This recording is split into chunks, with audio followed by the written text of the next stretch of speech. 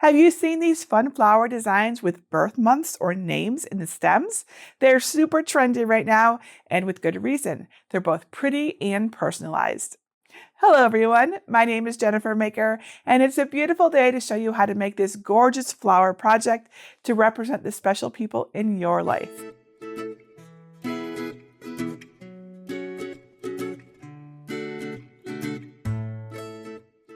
Over the years, we've made a lot of flower projects at Jennifer Maker, but we're still constantly finding new ways to feature one of nature's most beautiful gifts. Using the stem to create a word or name is a simple idea, but I think flower word designs are so pretty that they have to be shared. So today I'll show you how to create a vinyl decal that uses flowers with birth months to represent each of your family members. And then I'll show you how to apply that decal to a fun frame so you can display it inside your home. This project is super easy and straightforward. All you really need is a sign with a smooth, clean surface, some pretty vinyl, and a way to cut your design. By the way, do you recognize the names on this sign? If you do, drop me a note in the comments and tell me. If not, stay tuned and I'll explain the significance of these names later on. For my flowers with the words decals, I found this 12 by 16-inch framed chalkboard sign. You might not think of chalkboard as a suitable surface for vinyl decals, but it works surprisingly well. Plus, it's a nice change from the vinyl on wood signs you see almost everywhere. For the decals, I have a roll of white permanent adhesive vinyl. It has a glossy finish, so it's smooth and shiny, and it contrasts nicely with the black surface of the chalkboard. And for cutting, today I'm using my Cricut Maker 3 cutting machine to ensure I have the most precise cuts for my vinyl. Since the flower and word designs are so intricate, machine cutting will make sure all of those tiny little areas look their best. I also have other tools I need to work with vinyl, such as my brayer, my weeding tool, and my scraper. For a full list of tools and supplies, plus links to everything in my materials list, head on over to my blog at jennifermaker.com/638. That's also where you'll find written instructions with helpful photos and tips. So, are you ready to use flowers with words to design a decal featuring your family? Let me show you where to get my free files, and then we'll create, cut, and assemble this vinyl on chalkboard design. Step 1, get my flower word vinyl designs. First, download my designs at jennifermaker.com/638. You can either download right from that link by saving the project, or download from my entire free design collection. To find it, look for Libraries in the red bar at the top, and then click either Get a Password if you don't yet have one, or click Enter the library. Search the page for design number 638 and click the link to download the designs. If you're not sure how to do this, visit jennifermaker.com/SVGs to learn how to download and unzip files.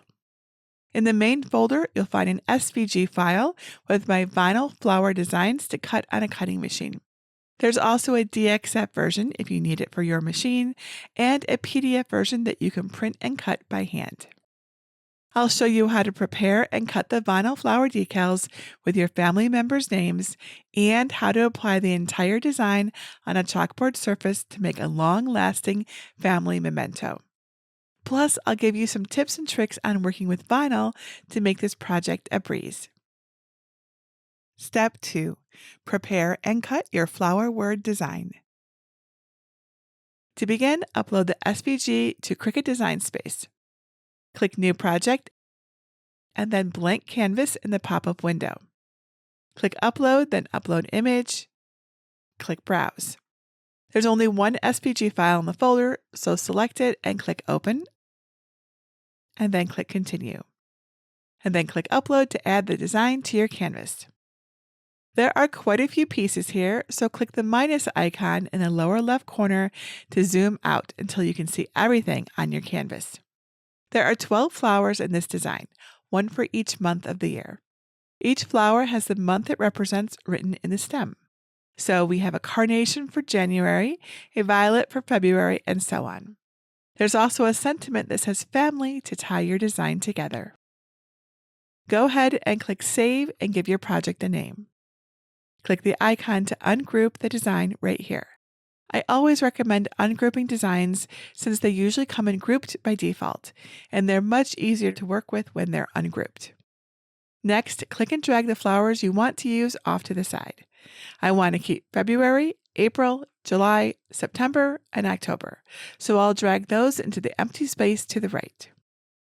For my design, I'll need 2 copies of the April flower, so I'll click the April daisy and then click on Duplicate to make another copy. Once you have all the flowers you need set to the side, click and drag a bounding box around the remaining ones. Then click the trash icon to delete them. Next, arrange the flowers left to right in the order you want. I'll select to move April all the way to the left, then drop July right beside it. February is next in line, and then April again. I'll add October to the lineup, and then finally September. Now drag a bounding box around all of the flowers. Click Align, and then select Align Bottom so their stems are aligned on the same baseline. I want to adjust the spacing between each of the flowers, so I'll use the left and right arrow keys to move them until they're distributed nicely. You can also use the up and down arrows in the X field of the Position menu to move the flowers left and right, but I find the keyboard works just the slightest bit faster. Once your flowers are in place, click on Shapes and add a free square to your canvas. Select the square and click the Operation menu, then click Guide to change the square to a guide layer. The square transforms into a pink outline that we can use to plan our layout. And don't worry, because it won't cut with the rest of your design. That's the beauty of a guide.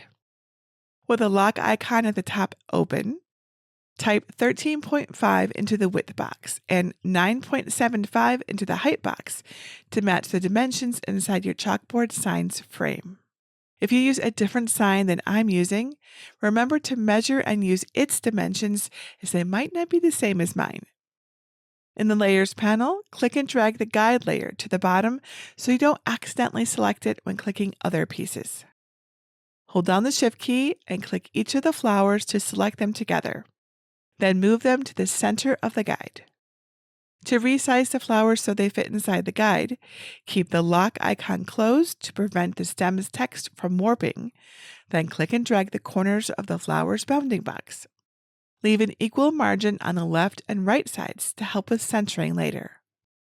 And use the plus icon to zoom back in and make it easier to see the text on your screen. Click on the text icon to add a text box to your canvas. Click the drop-down field under Font at the top to choose a new typeface for your name. I'll use a font I purchased called Cake Pop. To use a downloaded font, just click on the System tab and type its name in the search box. You can find this font at jennifermaker.com/cakepopfont. You can also use any of Design Space's free fonts by staying on the Cricut tab and browsing for one you like. Just remember to choose free if you're not a Cricut Access member. Once you've chosen your font, use the up and down arrows in the font size menu to adjust the text size to fit your design, or manually enter in the size you want. I'll double-click the number in the field and change it to 30. Now type in the name of a family member to go under your first flower. I'll type in Anthony. Drag the name and center it under the flower stem the best you can. I'll center Anthony under my first April flower. Make sure the name is selected and click the duplicate icon to make another copy. Double-click the new text box and type in your next name. Then drag and position it under the second flower.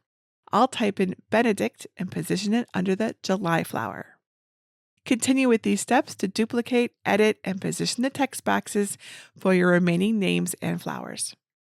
I'll add and center Colin under February, Daphne under the second April, Eloise under October, and Francesca under September. Now, if you have any letters with dots over them, like my I in Benedict, those dots are very easy to lose once the vinyl has been cut. To prevent that, click on the Shapes icon and click the free heart shape to add it to your canvas. Now keep the lock icon closed and drag a corner of the heart's bounding box to resize it so that it's just larger than one of the dots. If you have multiple dots to replace, I have 3, use a duplicate icon to make as many hearts as you need after getting the size right. This will keep your hearts uniform. Move a heart so that it covers the dot and make sure its bottom tip touches the main part of the letter. Use a plus icon to zoom in to make sure the letters are touching because this is important for this to work. Hold down the Shift key and select both the name and the heart to select them.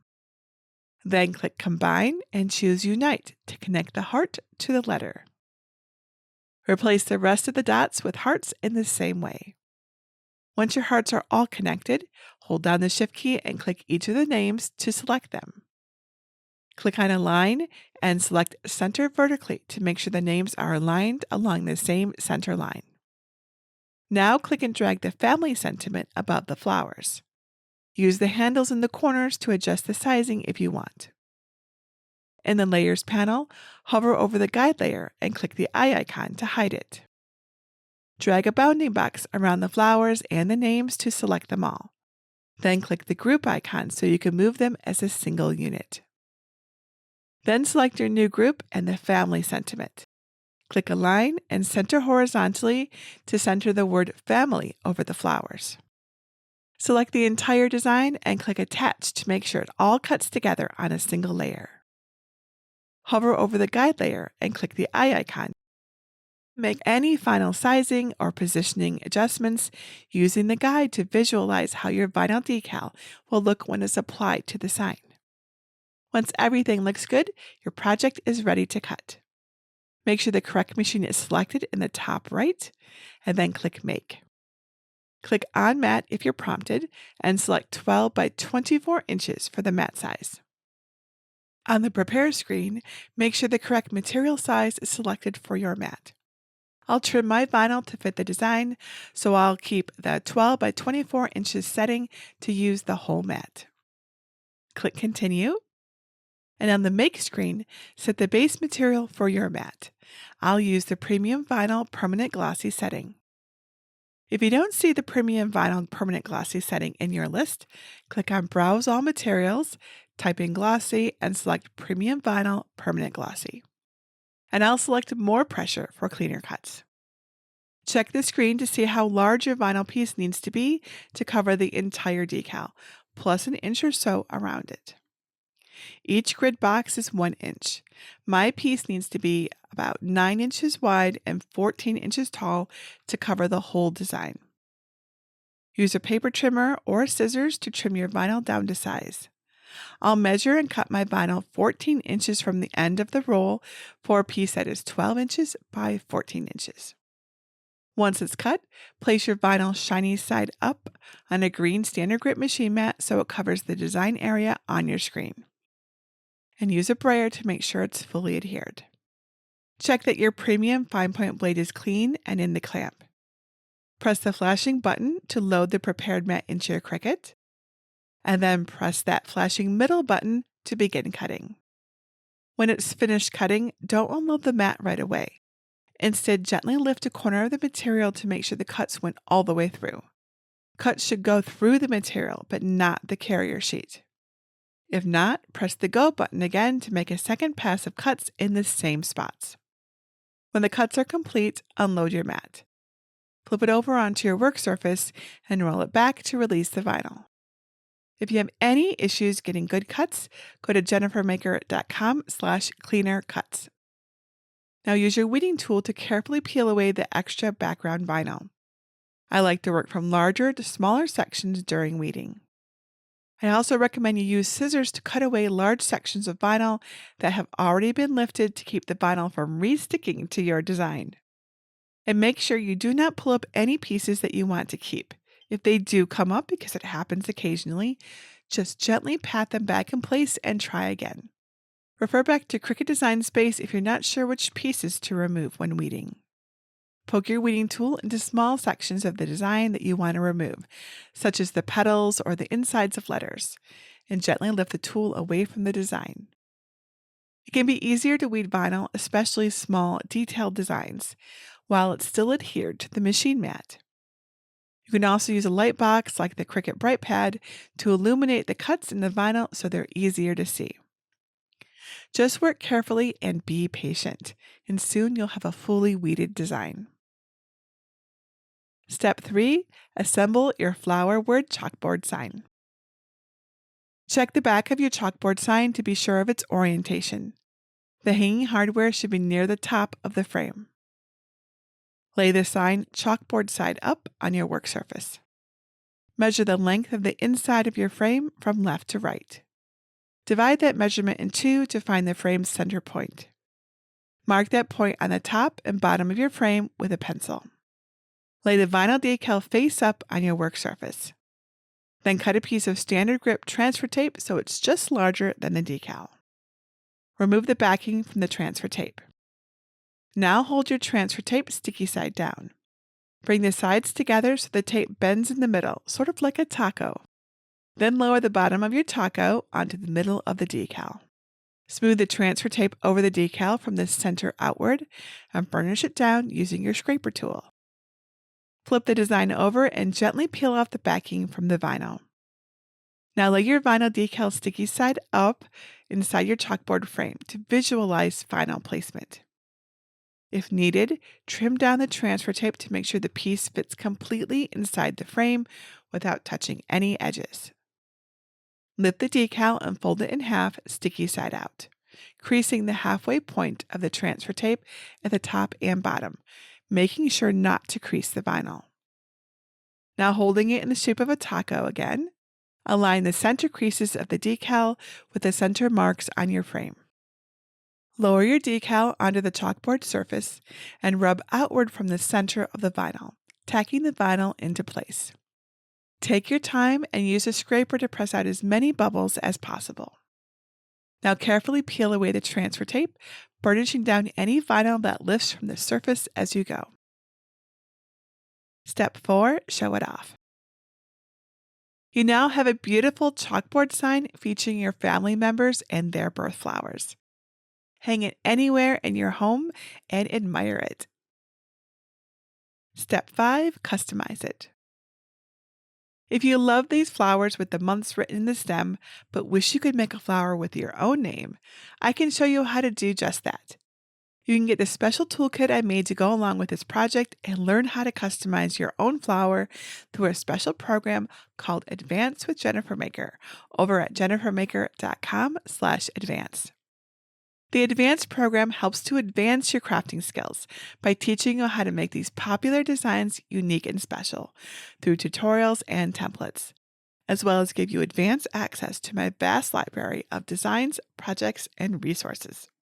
We also have really fun monthly challenges, a social group, and just so much more. Now, I may or may not be accepting new members into the Advanced program at the time you see this, but if you're interested, go to jennifermaker.com/advance to learn more and see how it all works. And here is my finished sign.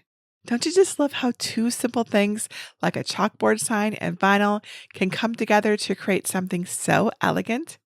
Black and white is such a classic color combination, but you could easily switch up your vinyl to match your unique family's personality. The sign itself is really sturdy, so this should last a long time. And since it is a chalkboard after all, you can use chalk or even liquid chalk to jot down a short note if you need to.